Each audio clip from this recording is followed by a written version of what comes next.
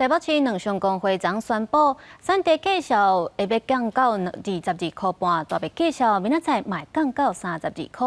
另外，最近因为有白粽的需求，这猪肉介绍增加，今年的粽也平均贵5块至10块，引起立委的关心。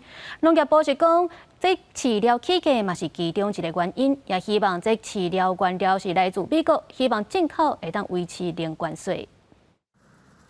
5月节连面要到啊，鸡卵的买气一直无啥好。台北市两商工会27号宣布，调降特大斤2块，产地介绍来到22块半，批发介绍礼拜四会来降到32块。两家今年为上悬的32块半，连续3届调降。农业部表示，目前特工产量12.8万箱，比所需要的12万箱搁较悬，但嘛是尊重市场机制，未干涉介绍。有一部分是盘商哦，这是蛋农这边，因为暑假快到了，哦，那暑假快到的时候，学校的供应营养午餐的部分会减少。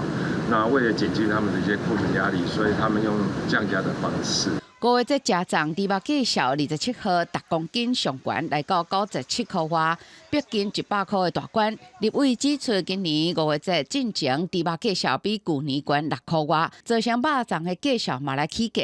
部长陈俊贵指出，是因为饲料成本起所造成的，希望甲介绍收入95到100块的区间内底。端午节这些肉粽那是讲比去年是真的涨价了，好，至少涨了大概5到10块钱。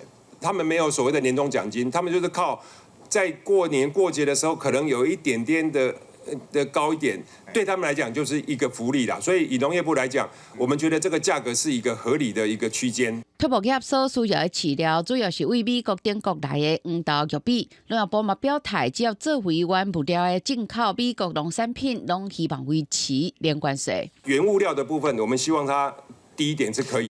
现行老农津贴排付条款，农业局所得超过50万，土地厝超过500万的农民无法度来领。